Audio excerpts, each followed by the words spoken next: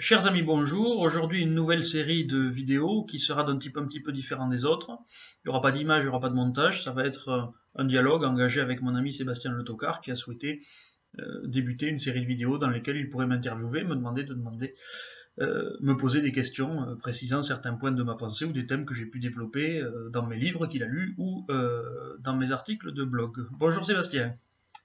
Bonjour Philippe Fabry. Alors Sébastien, je vous propose de commencer par votre première question et puis on pourra engager ce dialogue et essayer d'en faire profiter nos spectateurs. Tout à fait. Bien, merci d'avoir accepté ce dialogue. En fait, je souhaitais peut-être commencer ces séries de questions, de questionnements, sous forme d'interviews et de dialogue à la fois, par un sujet qui touche notre actualité. Mais quand on parle de l'actualité, c'est plutôt à la loupe qu'on regarde les choses.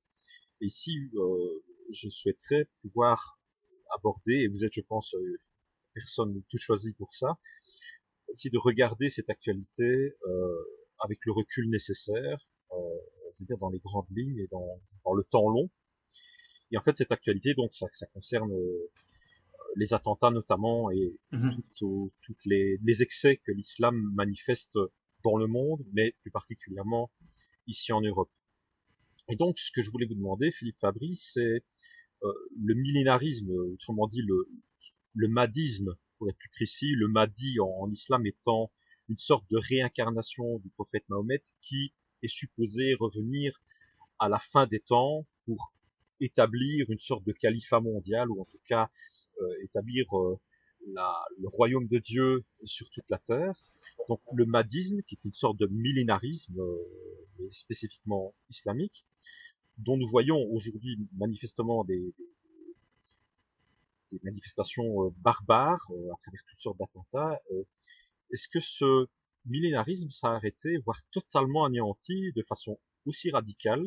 Et là, je rebondis sur votre travail d'historien, d'historionome, si je puis dire.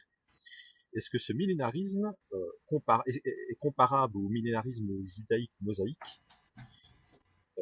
qui a été écrasé en fait par Titus, donc fils de l'empereur Vespasien, au temps de l'Empire romain? Alors, s'il y a un parallèle possible entre le millénarisme judaïque et le millénarisme islamique aujourd'hui, comment, à notre époque, pourrait-on en arriver à un tel paroxysme du conflit civilisationnel? Alors, c'est effectivement une question importante. Sur le parallèle entre l'islam et le judaïsme antique, j'y reviens 2 minutes parce que tout le monde n'a pas forcément lu mon bouquin ou éventuellement ce que j'en ai dit sur mon blog. L'idée, c'est que depuis la prédication de Mahomet jusqu'à aujourd'hui, c'est-à-dire cette période qui fait presque 1400 ans maintenant, la civilisation islamique et notamment les populations arabo-musulmanes ont reproduit le schéma qu'on trouve dans l'Antiquité depuis les prêches de la figure de Moïse jusqu'à donc effectivement l'écrasement des diverses révoltes juives en Judée par les Romains durant le 1er et 2e siècle après Jésus-Christ, c'est-à-dire sous l'Empire romain, tout simplement. Et le plus grand symbole de cet écrasement, c'est la destruction du temple de Jérusalem. Effectivement, la destruction du temple de Jérusalem qui a eu lieu, alors qui n'a pas eu lieu à la toute fin. Il a eu lieu, en fait, il y a 3 grands conflits. En fait, il y a eu une multiplicité de petites guerres et de petites révoltes juives presque, pendant presque un siècle. Mais il y a 3 grands conflits qui ont été retenus. Il y a d'abord ce que Flavius Joseph a appelé la guerre des Juifs, qu'on appelle la guerre judéo-romaine, qui a eu lieu dans les années, alors c'est 66-68 après Jésus-Christ, qui aurait été un conflit localisé autour principalement en Judée, c'est-à-dire c'est une révolte des populations juives de Judée.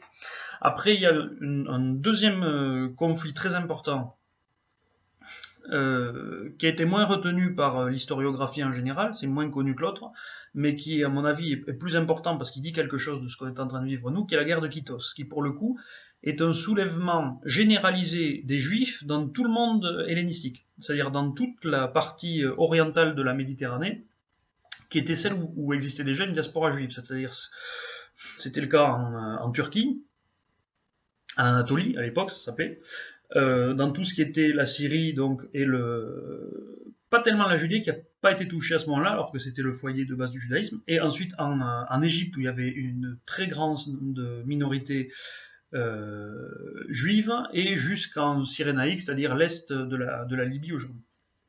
Cette guerre de Kittos qui a été réprimée d'une manière absolument horrible par les Romains. C'était à la fin du règne de Trajan, en 115-117 par là.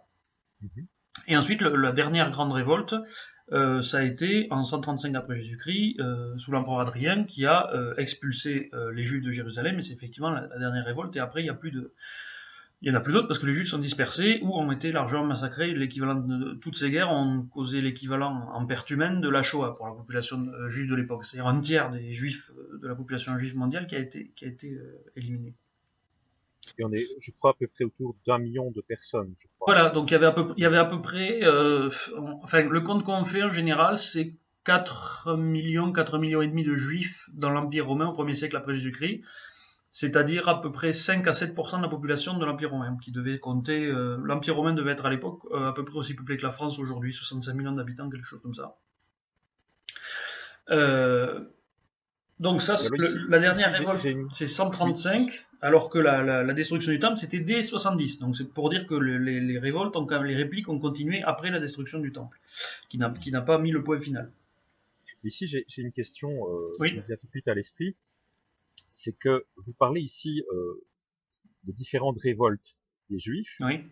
Alors, justement, le parallèle à effectuer avec notre époque, est-ce que les manifestations sous forme d'attentats des islamistes, est-ce que ça peut être comparable à des révoltes populaires ou à des soulèvements même est-ce que c'est tout à fait la même chose? Alors tout à fait, vous mettez le doigt dessus, c'est-à-dire que alors c'est particulièrement visible pendant la guerre de Kittos. Il y a toujours eu des problèmes, à partir du moment où les Romains ont mis avec Pompée un pied en Judée, c'est-à-dire au 1er siècle avant Jésus-Christ, il a commencé à y avoir des problèmes avec les Juifs.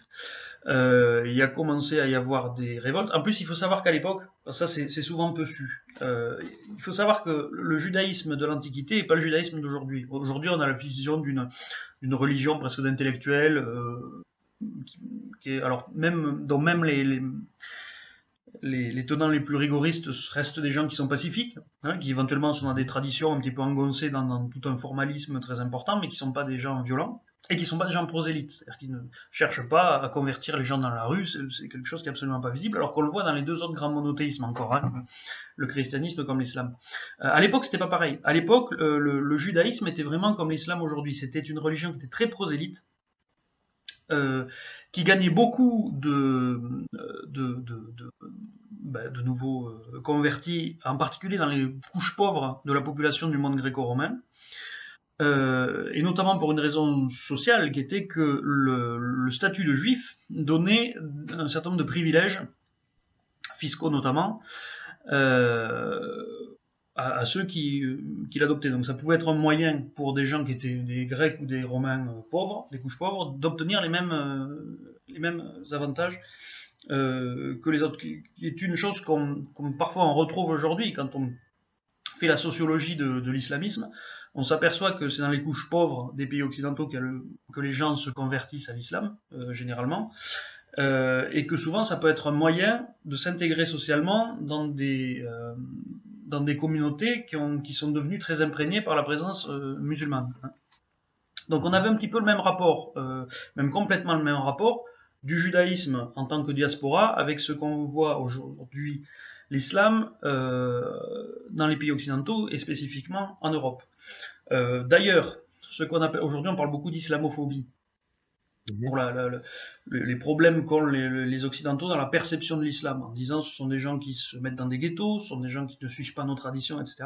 On avait exactement les mêmes reproches faits aux communautés juives dans l'Antiquité. L'antisémitisme, c'est pas quelque chose qui date du christianisme, c'est pas parce que les juifs ont tué Jésus, etc.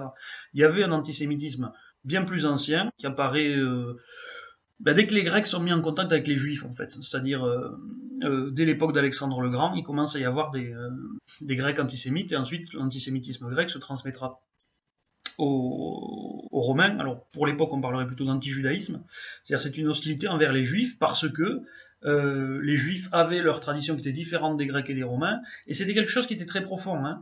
Il faut savoir que aujourd'hui, nous les Occidentaux, on a un problème, et on critique beaucoup les musulmans à cause de leur rapport au corps, et leur rapport à la sexualité en général. Il faut savoir que les Gréco-Romains avaient le même problème avec les Juifs.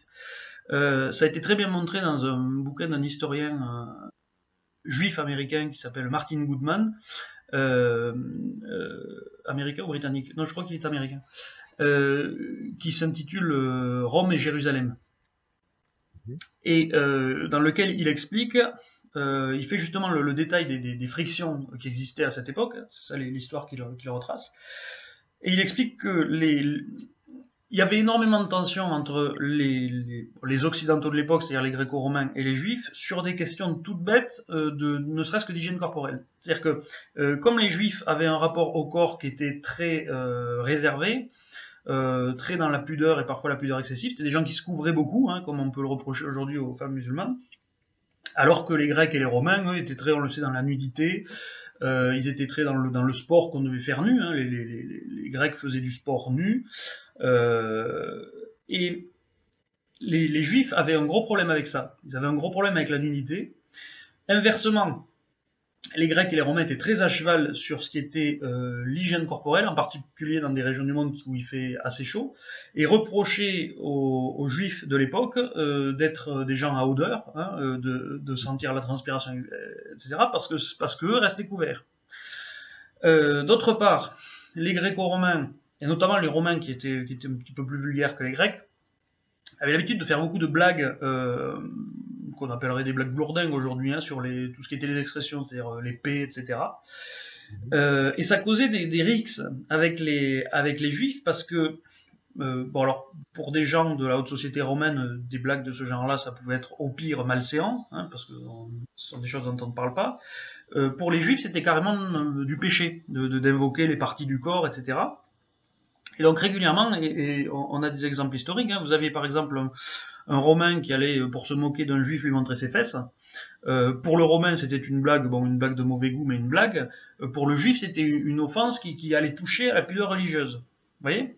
Donc c'était vraiment deux sociétés qui n'arrivaient pas à se comprendre, mais qui pourtant étaient très entremêlées. Il y avait une énorme communauté juive à Rome, et qui est apparue assez tôt, puisque dès les années 40, c'est le règne de l'empereur Claude, à peu près, je crois que c'est en 44, l'empereur Claude ordonne d'expulser tous les Juifs de Rome, parce que à cause d'un certain Chrestus qu'il suivait et qui créait des troubles. Alors on a des gens qui ont cru pendant longtemps que c'était des disciples du Christ, mais en fait c'est pas possible, parce qu'il pouvait pas 10 ans après la mort du Christ y avoir déjà une quantité de chrétiens à l'époque là-bas. Donc en fait ce que c'était, ces gens-là, c'était des Juifs messianistes.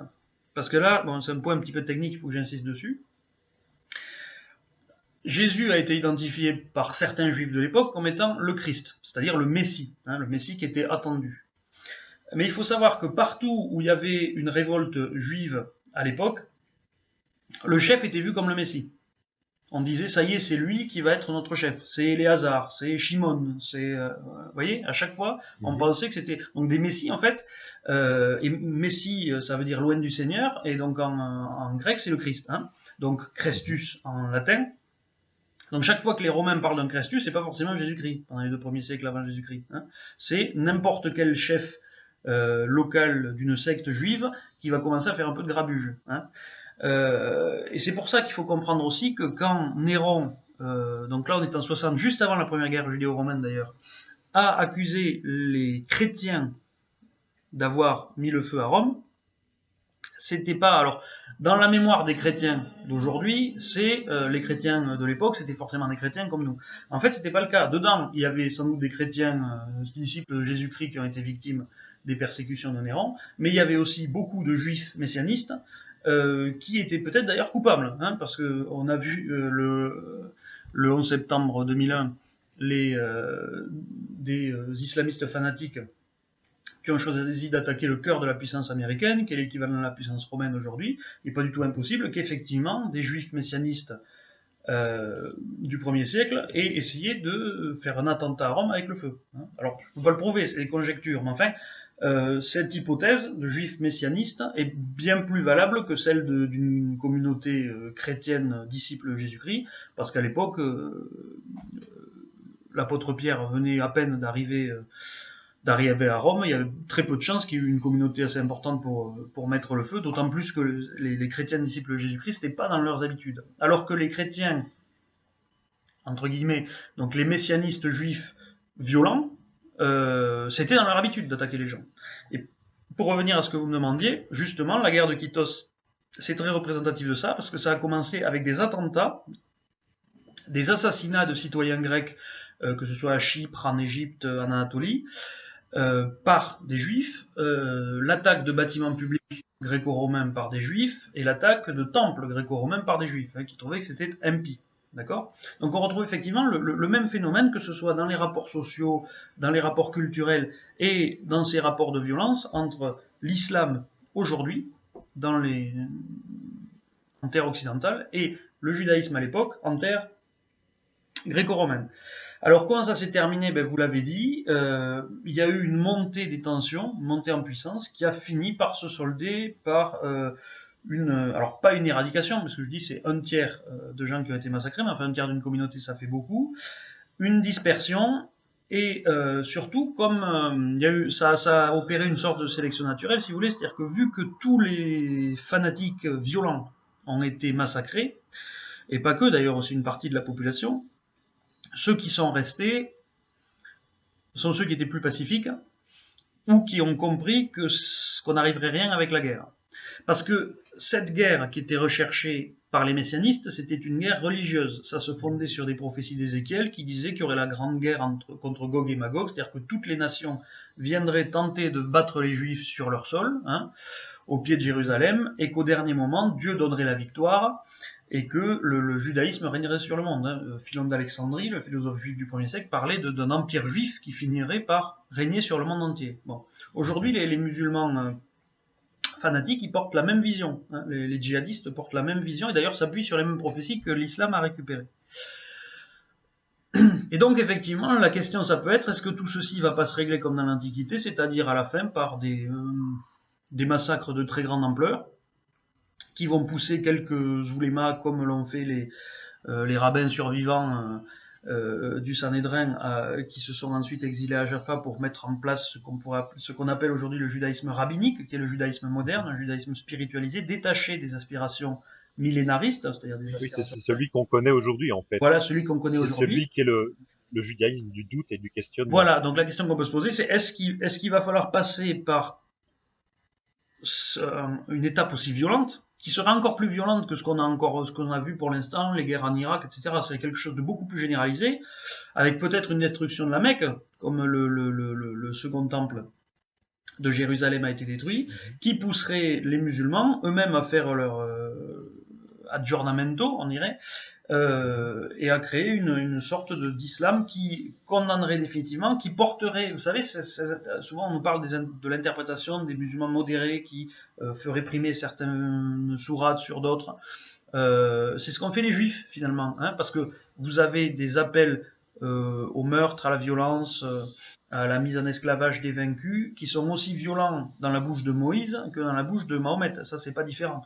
Ce qui s'est passé, c'est que les rabbins ont mis par écrit, après toutes ces guerres, le Midrash, la Mishnah, le Talmud, qui sont des documents qui ont commencé à faire autorité et à imposer des interprétations qui ne contenaient plus, finalement, le millénarisme qui avait donné le mouvement comme celui des Zélotes et des Sicaires, qui prônait finalement le terrorisme contre les Grecs et les Romains. Alors, est-ce que c'est comme ça que ça va se passer? Je le crains. Je le crains parce que les montées en puissance des tensions qu'on voit depuis 40 ans maintenant, le mahdisme, alors vous l'avez dit, alors c'est pas vraiment une réincarnation, c'est disons le nouveau prophète, celui qui doit succéder, de la même manière que le Messie attendu par les Juifs, c'était le deuxième grand prophète après Moïse, même s'il y en avait d'autres, s'il y avait eu d'autres prophètes entre temps, Élie, etc. Donc, mais si on veut résumer, le Mahdi dans l'eschatologie, c'est-à-dire la théorie de la fin du monde de la religion musulmane, c'est l'équivalent du Messie dans la religion juive, et spécifiquement de l'Antiquité, parce qu'il est perçu comme à l'époque. Aujourd'hui, De par les exemples que vous venez de donner ici, je pense qu'on peut très facilement faire le parallèle. Euh, voilà, quand on parle des repas halal, des menus, ou alors des horaires spéciaux dans les piscines, c'est exactement les mêmes choses. Et je vais dire que ce qui me vient à l'esprit, c'est que 2000 ans plus tard, du point de vue anthropologique, eh bien les problèmes d'intégration ou de non-assimilation de certaines populations provoquent exactement les mêmes effets. voilà, c'est ça, tout à fait. Tout à fait, on a le même rapport. Si on doit raisonner en termes de rapport, eh bien, on peut dire que l'islam est au monde occidental ce que le judaïsme était au monde gréco-romain. Et ce qui est d'autant plus frappant que Rome est par ailleurs à l'Amérique, ce que j'explique aussi dans mes bouquins sur mon blog, Mhm. Rome est par ailleurs à l'Amérique ce que la Grèce est à l'Europe. C'est-à-dire qu'on a véritablement un système de répétition historique, si vous voulez, qui fait que quand on voit que les mêmes choses, les mêmes rapports se reproduisent sur 1500 ans, pendant 1500 ans, de manière systématique, on voit mal comment, au bout de 1500 ans, pour les 100 ans ou 200 ans qui restent pour compléter le cycle, on voit mal pourquoi ça changerait, ça ne passerait pas du tout comme ça cette fois-ci, alors que juste, quand les choses se passent pareil à T1, à T plus 1, T plus 2, T plus 3, vous voyez pas pourquoi à T plus 4, ça se passerait différemment. Exactement. Et c'est ça qui tendrait à me faire dire, alors la grande question, c'est la question de l'ampleur. Est-ce que... Justement, Oui, j'ai une question là-dessus. Euh, enfin, j'ai une double question plutôt. Vous parlez tout à l'heure du judaïsme rabbinique, qui est celui que qu'on connaît aujourd'hui, donc qui est un judaïsme qui n'est plus millénariste, qui n'est plus prosélyte du tout, qui est celui du doute et du questionnement. Et donc, en fait, vous parliez de la possibilité d'avoir le même phénomène de la part je veux dire, de responsables religieux, de représentants religieux au sein de l'islam, qui, après ces moments, je veux dire, extrêmement violents, euh, seraient prêts à réformer le Coran véritablement. Mais vous n'ignorez pas que dans le Coran, il y a un système d'abrogation, en fait. Les sourates de Médine sont supérieures, ou le terme plus approprié, sont prioritaires par rapport à celles de la Mecque. Or, le Coran de la Mecque est celui qui correspond, je veux dire, au moment où le prophète Mahomet essaye de séduire, essaye de se faire connaître, donc il était plutôt avec un discours d'amour et de plutôt pacifique. Et puis, évidemment, après, il est devenu un chef de guerre qui a commencé à faire des razzias, des conquêtes, à massacrer des populations juives notamment. Et alors est arrivé ensuite le second Coran de Médine. Et donc, quelque part, ce serait totalement renier le Coran de Médine. alors ce serait le renier. C'est possible, mais à ce moment-là, moi, je vous dirais, vous savez, si on reprend ce que je vous disais sur Moïse, vous pouvez dire que le judaïsme rabbinique a complètement renié toute une partie de l'enseignement de Moïse, hein, quand il expliquait que il fallait, dans une communauté vaincue, massacrer les hommes prisonniers, massacrer les enfants mâles. Par contre, garder les femmes vierges et les jeunes filles pour les guerriers juifs. Hein. Bon, vous n'avez plus aucun rabbin qui prône ce genre de choses. Donc c'est bel et bien un reniement. Pourtant, ça reste dans les textes. C'est un reniement, oui, mais alors c'est ça aussi. Moi, j'ai une conception très, très. Vous savez, les comportements religieux, la doctrine, finalement, c'est assez peu de choses dedans. Tout est question d'enseignement, tout est question de mœurs. Et vous pouvez simplement, par habitude, avoir toute une interprétation, tout un pan d'interprétation qui va complètement disparaître. Et si on se décide à faire simplement des interprétations spiritualisées des choses, voir les choses comme des paraboles ou comme des choses entièrement, oui, pas dématérialisées, mais enfin oui, spiritualisées, expliquer que les choses sont arrivées effectivement à cette époque-là, mais que c'était pour donner un signe dans le temps. Et à ce moment-là, vous n'aurez plus du tout d'interprétation littérale dans le sens où il faut faire ça matériellement. On va tout interpréter comme quoi, je sais pas, la guerre sainte est un combat intérieur, ce qui est déjà partiellement le cas pour certains. Parce que, vous savez, il n'est pas question qu'elle apparaisse, cette vision modérée de l'islam. Elle existe déjà. Et elle gagne du terrain. Le truc, c'est que la vision modérée du judaïsme, qui a été portée par les rabbins, qui a créé le judaïsme rabbinique, elle existait aussi à l'époque où il y a eu tous ces grands soulèvements. Donc ça ne les a pas empêchés. Donc c'est pour ça que on pourrait dire ah mais déjà leurs interprétations apparaissent, donc c'est une bonne nouvelle, ça veut dire qu'on va pas aller vers la violence. Non, pas forcément, parce que ce qui a permis à ces interprétations adoucies, on va dire, de triompher, c'est que les autres, les méchants, les violents, ont été exterminés.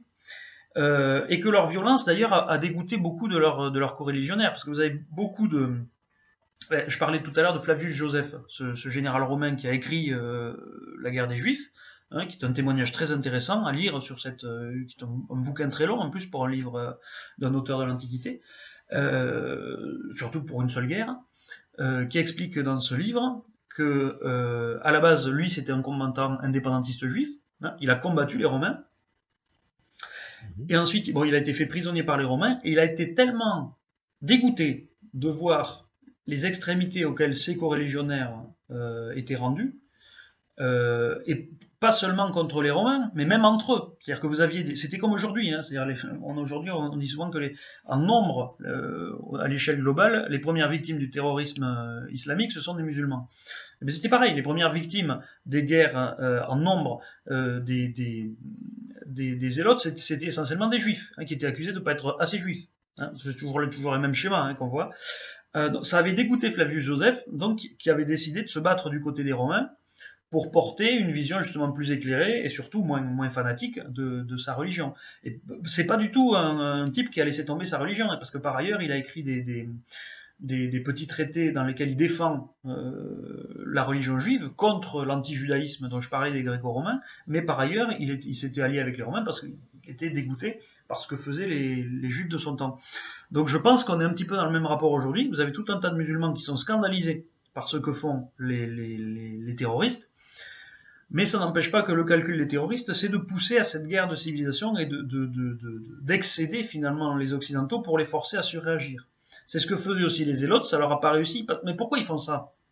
Parce qu'eschatologiquement, dans leur religion, dans les prophéties qu'ils lisent, la façon dont ils les lisent, ils sont persuadés que ils sont pas plus bêtes que vous et moi au niveau de l'observation. Ils voient bien qu'ils n'ont pas de missiles nucléaires, qu'ils n'ont pas les avions de chasse des États-Unis d'Amérique, qu'ils n'ont pas leurs sous-marins, qu'ils n'ont pas leurs tanks. Ils le voient bien. Mais ce qu'ils pensent, c'est que tout ça est dans leur prophétie, et que l'important, c'est qu'ils arrivent à titiller suffisamment les Américains pour les obliger à venir en force, et que là, ils les écraseront parce que Dieu sera avec eux. Donc c'est Dieu qui les écrasera pour eux. C'est ce que croyaient les Zélotes aussi. Hein. Résultat, ils ont fini massacrés, ils se sont même suicidés à l'intérieur de Masada. Hein, parce que ils ont été enfermés par les Romains et Dieu n'est pas venu, hein, forcément, puisque c'était une interprétation fausse. Donc, mais si vous voulez, l'ennui, c'est que c'est ça qui les y poussera, et ce message qu'ils essayaient de porter n'a fini véritablement par être abandonné et n'a plus fait recette qu'à partir du moment où les conséquences et on peut dire les branlées qui sont prises tout simplement militairement et les massacres que ça a causé à leur population ont été tellement grands qu'ils ont fini par comprendre que ça marcherait pas, quoi, que c'était pas comme ça et qu'ils avaient dû se tromper dans la lecture quelque part. Enfin, en tout cas, on va dire le public juif, les zélotes, eux, ils sont morts. Hein. Mais les autres se sont dit, bon, visiblement ça marche pas, tentons autre chose. Et ça a donné le judaïsme rabbinique. Voilà, donc je pense qu'on est un petit peu dans ce mouvement-là et que les contradictions à l'intérieur du Coran, finalement, ne dépassent pas tellement les contradictions de la Bible. Et une interprétation peut toujours parvenir à s'imposer. Il suffit qu'à un moment, le basculement intellectuel se fasse dans une communauté. Mais il n'y a jamais rien qui est définitif, selon moi. Et je voudrais revenir sur une chose que vous avez dit tout à l'heure, c'est que les premières victimes de l'islamisme, ce sont les musulmans eux-mêmes. Est-ce qu'on pourrait aussi comprendre aujourd'hui le conflit entre chiites et sunnites, qui fait énormément de morts entre ces deux communautés musulmanes, et est-ce qu'il y a quelque chose de comparable au niveau du judaïsme? euh, au temps de Rome. Alors vous aviez tout un tas d'écoles doctrinales différentes hein, chez les Juifs, ça c'était connu. Mais je pense pas que le conflit chiite-sunnite se rattache à cette espèce-là. C'est une question que je me suis souvent posée. Alors, aussi tranché et comme on le voit se dérouler, je vois pas trop. Par contre, dans le, si vous voulez, dans l'étape aujourd'hui des conflits musulmans, c'est un truc qui a une ampleur que j'ai pas vu dans l'Antiquité. Par contre, sur toute l'histoire de l'islam, l'opposition entre chiites et sunnites, en ce qui me concerne, j'aurais tendance à la voir dans l'opposition entre les juifs et les samaritains. Vous savez que les Samaritains, c'était cette communauté qui adorait le même Dieu que les Juifs, mais qui ne croyait pas à l'importance du temple qui avait été reconstruit et qui adorait Dieu sur une montagne. Hein, qui considéraient eux comme étant le lieu sacré. Bon, vous avez plein de choses dans les évangiles là-dessus. Hein. Vous avez Jésus qui rencontre une Samaritaine, vous avez la parabole du bon Samaritain, etc. Donc le Samaritain dans l'imaginaire juif, c'est l'étranger proche, c'est-à-dire celui qui est différent et qu'on n'aime pas, mais qui en même temps est dans la même civilisation, si vous voulez. C'est pas un romain, c'est pas un grec, quoi. C'est le frère d'à côté, mais qui est différent. Hein. Et donc, moi, alors, théologiquement, il faudrait l'étudier un petit peu plus, mais il me semble que cette idée d'une une grande séparation entre deux communautés, qui est historique là aussi, hein, ça a quelque chose à voir avec les périodes d'exil. Je pense que c'est dans la distinction entre juifs et samaritains qu'il faut la chercher. Mais ça a pas joué vraiment pendant la guerre judéo-romaine, si ce n'est que les Samaritains n'étaient pas véritablement, étaient pas soulevés comme les Juifs de Judée. Mais si on compare avec l'Iran d'aujourd'hui, l'Iran chiite, je pense que le mahdisme n'est pas, enfin, je pense que c'est même plus spécifique au chiisme, au sunnisme en fait. Et aujourd'hui, l'Iran n'est pas moins agressif ou moins dangereux, voire davantage en fait que ne l'est l'Arabie Saoudite. Ah oui, tout à fait. Alors L'Iran finance par exemple un mouvement islamiste extrêmement dangereux comme le Hezbollah, qui fait énormément d'attentats. Et quelle est la différence finalement avec l'État islamique oui, oui, tout à aujourd'hui? fait. Et Le puis, Hezbollah, c'est la même chose. l'Iran est aussi en plus un grand financier d'Al-Qaïda. D'ailleurs, c'est pour ça qu'Al-Qaïda a jamais trop attaqué l'Iran. Hein. C'est parce que l'Iran a utilisé Al-Qaïda comme un instrument et notamment contre l'Arabie Saoudite, qui a toujours eu de gros problèmes avec Al-Qaïda hein, au niveau institutionnel, parce qu'on dit souvent l'Arabie Saoudite a financé le terrorisme. En réalité, l'Arabie Saoudite, institutionnellement, c'est-à-dire au niveau de l'État, on va dire, de la monarchie saoudienne, finance le salafisme, ça c'est vrai, finance des mosquées, finance des imams, mais le terrorisme, les actes de terrorisme, eux, n'ont été financés que par des individus privés, hein, qui étaient des fanatiques locaux, comme la famille Ben Laden. Hein. Mais les rois d'Arabie Saoudite n'ont pas financé d'attentats terroristes contre les pays occidentaux. Oui, c'est une confusion qu'on voit souvent dans l'esprit quand je lis souvent des commentaires. Les gens voient l'Arabie Saoudite comme une entité monolithique. Or, effectivement, c'est pas officiellement l'Arabie Saoudite qui finance le terrorisme, évidemment, ce serait trop Non, non, il ne faut simple. pas oublier que c'est un pays féodal. Alors, c'est certes une sorte de monarchie absolue féodale, mais il y a plusieurs grandes fortunes à l'intérieur. Hein. Ce sont des grandes familles, alors c'est tribal, c'est un petit peu compliqué, mais il y a des tas il y en a qui financent sur fonds privés. Vous avez des grands princes saoudiens qui sont très riches qui vont financer le terrorisme, mais qu'on ne peut pas considérer comme étant représentatif de la monarchie, qui elle aura intérêt à financer comme un réseau d'influence le salafisme à l'échelle mondiale, mais qui n'a aucun intérêt à aller faire exploser des bombes contre ceux qui sont ses plus gros clients. Hein. Alors que l'Iran, qui lui est isolé depuis 40 ans, avait tout intérêt à financer le terrorisme contre un certain nombre de pays, en particulier les occidentaux, mais qui aujourd'hui, qu'il cherche sa normalisation, a également intérêt à faire porter le chapeau du terrorisme à l'Arabie Saoudite, qui est son grand ennemi géostratégique. C'est un moyen aussi de convaincre les opinions occidentales qu'on peut être copain avec l'Iran, pas avec l'Arabie Saoudite. Ce qui est un petit peu ce qui est fait aussi avec Erdogan, hein, puisque c'est quand même assez fabuleux. Aujourd'hui, en particulier si on se pointe sur les réseaux sociaux, vous avez tout un tas de gens qui répètent à l'envi que Erdogan est un dangereux extrémiste musulman. Pas Erdogan, il est autoritaire, etc. Mais on ne peut pas, lui, l'accuser d'être un extrémiste musulman et à côté considérer qu'il est tout à fait bien de discuter avec Rouhani et Ramenei, hein, qui sont tout de même, Ramenei, c'est quand même le guide suprême de la République islamique, un régime totalitaire, donc ça c'est des perceptions sur lesquelles se branchent certaines propagandes qui sont problématiques. Alors pour les chiites, en plus, Je pense qu'il y a beaucoup de gens qui comparent Erdogan avec la Turquie d'Atatürk. En fait, évidemment, Erdogan comparé à Atatürk, c'est un islamiste, mais bon, c'est pas de ben, loin le pire. si vous voulez, c'est un retour. Erdogan, c'est un retour. Effectivement, par l'islamo-conservatisme. On voit des photos de femmes en Turquie dans les années 70. On les voit dévêtues, enfin vêtues à l'occidental, alors qu'aujourd'hui on les voit toutes voilées, etc. Est-ce que la différence est si profonde que ça entre ce qu'on a vu au lendemain de la Révolution française, quand vous voyez les incroyables et les merveilleuses sous le Directoire qui se promenaient dans leur tenue extravagante dans les rues de Paris? Et qu'ensuite vous considérez la monarchie de Charles X en 1825 1830 qui voulait rétablir le délit de blasphème. Bon, ben on est finalement dans le mouvement normal, hein. Il y a des allers et des retours. C'est pas c'est pas comparable avec ce qui s'est passé en 1979 en Iran. Parce que ce qui s'est passé en 1979 en Iran, c'est que Khomeini, il a importé dans le schisme la théorie politique des frères musulmans, qui était complètement étrangère au schisme à la base, c'était quelque chose de très sunnite, puisqu'elle venait du wahhabisme. Hein. Les frères musulmans, c'est une dérivée salafiste du wahhabisme, et ça s'est transmis à l'Iran, en 1954, je crois, ils ont adopté les fédayines de l'islam iraniens ont récupéré et fait leur la théorie de Saïd Qutb sur le régime politique des frères musulmans, qui est une sorte de fascisme musulman. Ont récupéré ça en Iran et Khomeini l'a appliqué en 1979.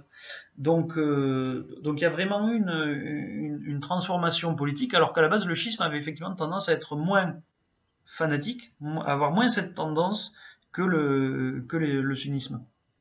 Et vous pensez que l'Iran va petit à petit, ou peut-être même plus rapidement qu'on peut le penser, va se débarrasser de ça? Parce que ce que je lis souvent dans les milieux conservateurs et républicains aux États-Unis, c'est que Obama et donc la présidence démocrate ici a finalement négocié un deal de façon très naïve avec le régime iranien, et que celui-ci est surtout très ami avec la Russie, et que finalement leur but c'est quand même d'avoir l'arme nucléaire, et que on voit aussi ce qui se passe pour le moment avec l'arc chiite qui est en train de se dessiner, puisque l'État islamique n'en a certainement plus pour très longtemps. Enfin, je précise qu'on fait la vidéo aujourd'hui le 25 mars 2016, mais bon, on peut imaginer qu'à la fin de l'année ici, l'État islamique sera complètement pris en tenaille, complètement écrasé. On voit que l'armée de Bachar el-Assad reprend énormément de terrain. Oui, elle est en train de L'Iran palvir remonte aujourd'hui. aussi, donc on va avoir certainement assisté avec l'aide de la Russie, à l'établissement d'un grand arc chiite, un grand croissant chiite dans cette région-là. Euh, donc l'Iran va devenir dominant dans la région. Alors, est-ce que est-ce que ça va le rendre enclin à devenir plus modéré, ou alors est-ce que au contraire, il va devenir de plus en plus agressif? Alors, moi, je pense à terme, la République islamique comme régime passera. Parce que la Perse est un très vieux pays qui a une vieille culture et pour moi, ça reste une parenthèse. Euh, comme ont pu l'être d'autres régimes dictatoriaux dans d'autres pays qui, en fait, finalement, moi, vous savez, alors, on aura peut-être l'occasion de revenir là-dessus dans une autre vidéo parce que c'est un sujet qui demanderait de parler beaucoup. Euh, je pense qu'avec la République islamique, on est face à l'étape millénariste de la révolution, si vous voulez, qu'on a vu à peu près dans tous les pays occidentaux, euh, qui ont connu une certaine trajectoire. C'est-à-dire, je pense notamment à la France, l'Allemagne et même la Russie d'une certaine manière. C'est-à-dire que entre lors de la mutation du passage, si vous voulez, vers la monarchie absolue, vers le parlementarisme, pendant la Révolution, il y a toujours un moment où on a sombré dans le millénarisme terroriste un peu totalitaire, si vous voulez. Chez nous, on a eu les Jacobins avec la Terreur et Robespierre. Les Allemands, ils ont eu les nazis, qui ont fait en grande partie, au niveau institutionnel, les travaux qu'avaient fait les Jacobins. J'espère avoir l'occasion d'en reparler. C'est ce qu'ont fait les bolcheviks en Russie. Et c'est ce qu'ont fait les mollahs, curieusement, en Iran, parce que le mouvement des mollahs iranien n'était pas un conservatisme clérical, c'était effectivement un mouvement révolutionnaire, de refonte de la société. Et donc je pense que l'évolution normale, ce sera d'arriver à une démocratie parlementaire en Iran. La question, c'est qu'est-ce qui va se passer en attendant. C'est ça la difficulté. Ce qu'on sait, c'est qu'en Iran, la jeunesse, surtout la jeunesse, est vraiment dans un mouvement d'aspiration. Je me rappelle qu'il y a eu des révoltes étudiantes réprimées avec une violence abominable. Je crois que c'était en 2009. Et Obama n'a pas levé le petit doigt d'ailleurs de quoi que ce soit. Mais on peut espérer que la jeunesse iranienne, je pense que cette jeunesse aspire énormément et notamment les femmes iraniennes aussi aspirent énormément à la liberté. Tout à fait. Et Alors, voir enfin ce régime s'effondrer. je fais une petite incise là-dessus pour préciser la stratégie américaine vis-à-vis de l'Iran. Parce que vous avez beaucoup de gens, en particulier dans le milieu conservateur aux États-Unis, qui ont accusé Obama, quand c'était pas carrément d'être un crypto-musulman ou un crypto-islamiste, voire un frère musulman caché, qui l'ont accusé d'être incompétent, de favoriser l'islam, et en particulier l'islam radical. Bon. En réalité, qu'est-ce qui s'est passé? Obama, il a été élu en 2008. Il est arrivé au pouvoir début 2009. Qu'est-ce qui s'était passé en 2008, en août? L'invasion par la Russie de la Géorgie. Et à ce moment-là, les États-Unis se sont rendus compte qu'ils n'étaient plus dans l'après 2001, c'est-à-dire dans la période de guerre contre la terreur, dans laquelle l'ennemi c'était les terroristes islamistes. Ils se sont aperçus qu'ils étaient à nouveau face à une Russie agressive, face à une Russie dangereuse. Et que la Russie, qui a autant de têtes nucléaires que les États-Unis savent parfaitement que si elle leur est hostile, c'est forcément elle le danger prioritaire. Tout le reste passe derrière. Les terroristes, c'est dangereux, mais c'est pas aussi dangereux que la Russie. De la même manière qu'à l'époque, il y avait des dictatures qui étaient dangereuses, mais qui n'étaient pas aussi dangereuses que l'URSS. Bon. Donc, qu'est-ce qu'on fait? Et bien là, si vous comprenez qu'il y a ce changement dans la mentalité américaine, alors je pense que c'est dans les hautes sphères que ça s'est fait, hein. Les analystes à la CIA, tous ces gens-là ont dû comprendre ça, et ont dû l'expliquer à Obama, et donc il y a eu une stratégie nouvelle qui est apparue, qui a été de recontenir la Russie, même si nécessaire, en s'alliant avec les islamistes. Et notamment, ou en tout cas en cessant de les attaquer frontalement. Ne plus dépenser de ressources contre ces gens-là. Donc on se retire d'Irak, on se retire d'Afghanistan, parce qu'en plus l'avantage de se retirer d'Irak et d'Afghanistan, c'était de calmer le jeu avec l'Iran, parce que l'Iran se sentait cerné. Il y a en Irak et l'Afghanistan, en fait les États-Unis l'encerclaient. On calme l'Iran, et on essaie de détacher l'Iran de la Russie. C'est-à-dire, on va être aimable avec l'Iran, donc on évacue les bases, on va essayer de pousser Bachar al-Assad dehors, mais pas trop. D'ailleurs, c'est pour ça qu'Obama a reculé en 2012. C'est pas juste parce que Poutine a sifflé, c'est aussi parce que, alors ça a joué, mais c'est aussi parce que il n'était pas question de froisser l'Iran, parce que froisser l'Iran, c'est le jeter dans les bras de la Russie. Et comme le but c'est vraiment qu'on n'ait pas une alliance russo-iranienne, on s'est dit on va calmer le jeu avec l'Iran. Et par ailleurs, on essaie de faire disparaître tous les anciens alliés de l'URSS. On fait tomber Kadhafi et on ouvre Cuba. Donc le but, c'est vraiment de faire en sorte que les alliés traditionnels de l'URSS et donc de la Russie n'existent plus au moment où la Russie décidera d'être authentiquement agressive, ce qu'elle est en train de faire depuis 2 ans maintenant. Peut-on légitimement penser que cette stratégie fonctionne? Alors ça, c'est toute la question, si vous voulez. Le calcul d'Obama, c'est on y va mollo avec l'Iran, on néglige pas, bon, on se prive pas totalement de la possibilité de leur imposer de nouvelles sanctions s'ils testent des missiles balistiques, ce qu'ils ont fait, mais on ne les attaque plus frontalement. On essaie de calmer le jeu avec eux, on leur accorde des avantages, et avec ce pari, en fait, le pari, il est quoi? Il se résume assez simplement. On a ouvert l'Iran, on commence à commercer avec eux. Avec un peu de chance. Alors déjà, il y a Khamenei qui est très mal en point, hein, vous le savez, ça fait 1 an qu'on dit qu'il lui reste 2 ans à vivre. Alors il tiendra peut-être un peu plus longtemps, comme tous les gens de son espèce, mais apparemment il a un cancer qui le ronge pas mal. Donc le calcul c'est, et il y a eu un espoir avec les élections dernièrement qui ont permis une poussée de réformateurs à la suite de l'accord sur le nucléaire. L'espoir américain c'est que d'ici que la Russie décide de passer véritablement à l'offensive, et bien que la situation de l'Iran se soit suffisamment améliorée, soit suffisamment apaisée vis-à-vis de l'Occident pour que l'Iran se détache de la Russie. Et que les États-Unis n'aient vraiment qu'à se soucier de la Russie à ce moment-là. C'est ça le fond de la stratégie. Est-ce que ça va fonctionner? C'est un calcul. Ça peut, parce qu'on voit que ça permet d'ouvrir l'Iran, qu'il y a une réponse à l'intérieur, et on sait très bien que commercer avec les gens, c'est aussi le meilleur moyen d'éviter de faire la guerre avec eux plus tard. Mais ça peut avoir un effet dans l'autre sens à court terme. C'est-à-dire que mettons si la Russie ouvre les hostilités ou qu'il y a une conflagration avec l'Arabie Saoudite qui se passe avant que l'ouverture se soit faite.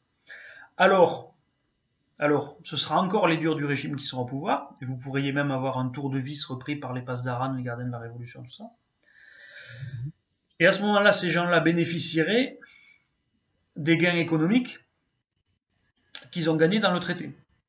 Si vous voulez, donc c'est vraiment un calcul, c'est-à-dire on donne un avantage à l'Iran en espérant que les méchants à l'intérieur de l'Iran n'auront pas le temps de l'utiliser avant que l'ouverture se fasse complètement.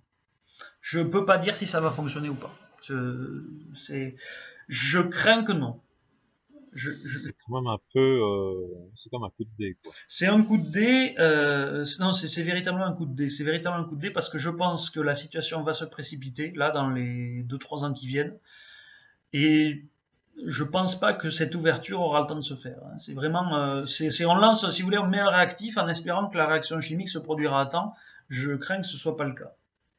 On pourra peut-être revenir sur ce sujet-là dans une autre Bien vidéo, sûr. parce que j'aimerais poser une toute dernière question pour clore le sujet de départ. En fait, on l'avait évoqué tout à l'heure, et c'était ma deuxième question. Donc, j'ai parlé de cette histoire d'abandonner du système abrogatif du Coran, donc de réformer enfin l'islam de l'intérieur, Oui. mais aussi la question que vous avez abordée tout à l'heure des proportions, c'est-à-dire la population juive versus Rome. Mhm. Et aujourd'hui, finalement, la population islamique, il y a plus d'une cinquantaine de pays musulmans ou islamiques dans le monde. Je crois que la population musulmane dans le monde, c'est autour d'1,5 milliard. Et puis la population mondiale, je veux dire. Alors, est-ce que les proportions sont finalement comparables? Est-ce que la communauté juive au sein de l'Empire romain n'était pas beaucoup plus petite que ne l'est la communauté musulmane, sans vouloir l'essentialiser, évidemment. On est parfaitement conscient que, par exemple, en Indonésie, l'islam est beaucoup plus doux qu'il ne l'est en Arabie Saoudite ou sous le régime iranien actuel. Bon, évidemment, il y a des nuances au sein de l'islam, mais malgré tout, bon, ça forme une umma, Oui. comme ils le disent eux-mêmes. Donc, est-ce que les proportions sont véritablement comparables? Parce qu'on vient déjà de voir ici, enfin, avec la question que je vous posais, euh, on voit qu'il y a quand même le sunnisme et le chiisme qui a une opposition très forte, qui a des manifestations millénaristes et sous forme de terrorisme de la part de ces deux courants. Enfin, je simplifie, mais enfin, c'est un peu finalement l'objet de de ce dont on vient de discuter. Et c'est peut-être un point de comparaison qui ne fonctionne pas tout à fait avec le judaïsme mosaïque au moment de l'Empire romain. Et alors ici, j'ai un peu aussi cette même question, est-ce que la correspondance ou est-ce que la comparaison n'est pas un petit peu allez, imparfaite, je dirais, donc entre la proportion de juifs de la population juive au moment de l'Empire romain et l'islam, la population islamique dans le monde aujourd'hui. Alors, alors c'est vrai que la proportion n'est pas vraiment la même, parce que, bon, je vous disais à l'époque, on était autour de, oui, 7% de population juive, c'est-à-dire juifs et juifs convertis, hein, les deux. C'est-à-dire vous aviez des Méditerranéens qui n'étaient pas ethniquement, on va dire, de la même origine que les juifs qui étaient convertis. Donc ça fait 7% de la population. Aujourd'hui, la population musulmane dans l'ensemble du monde, ça doit faire à peu près 20%. Bon. Alors effectivement, ça fait beaucoup moins si vous enlevez par exemple les populations Indonésie. Je crois qu'il y a 220 millions de personnes en Indonésie, quelque chose comme ça. Euh, Pareil au Pakistan, hein, c'est quoi? C'est presque 250 millions de personnes. Je sais plus, j'ai pas le chiffre, c'est plus de 200 millions de personnes. Bon, ça compte aussi quand même, hein, puisque vous en avez parmi les terroristes qui sont pakistanais. Au Pakistan, il y a régulièrement des attentats aussi. Voilà. Alors après, est-ce que ça joue vraiment? Je saurais pas dire. Jusqu'ici, enfin, ce que j'essaie d'étudier moi, après je vois si les choses correspondent. Mais c'est aussi intéressant, ça fait partie de ce qu'on appelle ce que j'ai appelé l'historionomie, hein, puisque on n'a pas expliqué le terme, mais c'est vrai que ce sont les questions historionomiques, c'est l'idée de chercher les lois de l'histoire, hein, c'est-à-dire les grandes lois générales et pas seulement les faits du passé. Ben, le but dans cette démarche, c'est d'essayer aussi de voir ce qui est déterminant et ce qui ne l'est pas. Donc, il n'est pas impossible, en ce l'occurrence, qu'il soit juste question de masse critique, et que ensuite je sais pas, peut-être qu'il faut dépasser un certain chiffre, hein, normal, et que au-delà le nombre est superfétatoire, et donc à partir de 7% on a des problèmes, et que si c'est 20% c'est pas différent. C'est ce que j'aurais tendance à penser dans la mesure où comme je l'ai dit, on observe exactement les mêmes choses en présence d'une ampleur de population différente. D'accord? Donc, c'est peut-être pas un obstacle à la comparaison. Par contre, ça peut-être changer certaines choses sur la manière dont les choses vont se dérouler. Dans un sens ou dans l'autre, je ne saurais pas. Est-ce que ça veut dire que une masse de croyants étant plus importante va opposer une inertie supérieure à ces éléments les plus fanatiques et donc sombrer moins généralement dans la guerre que ne l'ont fait les juifs de l'Antiquité? Ou bien est-ce qu'au contraire, comme ils sont beaucoup plus nombreux, ça va faire une peur et une réaction occidentale encore plus forte, et à ce moment-là, le nombre de victimes sera encore plus grand? Je ne saurais pas dire. Je ne sais pas dans quel sens ça va jouer. Mais je pense que ça ne jouera que sur, comme je le disais, l'ampleur des effets, pas sur la nature des effets. De toute façon, je comprends fort bien que, je veux dire, votre travail, il faut comprendre votre travail non pas comme une espèce de translation exacte, je veux dire, ces phénomènes cycliques ou ces schémas civilisationnels qui se reproduisent, ils doivent évidemment pas se reproduire absolument à l'identique. Et je pense que malgré tout, j'entends fort bien ce parallélisme entre le judaïsme mosaïque et l'islamisme aujourd'hui, comme vous l'avez très bien expliqué tout à l'heure, il y a énormément de points communs qui font que ces deux courants, je veux dire, ont des éléments de fond qui correspondent tout à fait. Donc là, je veux dire, j'essaie d'attirer l'attention sur les différences. Donc moi, je ne suis pas certain que ça va totalement se passer de la même manière, mais il n'est pas exclu. Je pense que malgré tout, ce que vous avancez comme argument, c'est que il va certainement y avoir beaucoup de choses similaires aussi qui vont se passer. Et voilà. Et voilà, c'est surtout ça pour la raison pour laquelle je posais ces questions.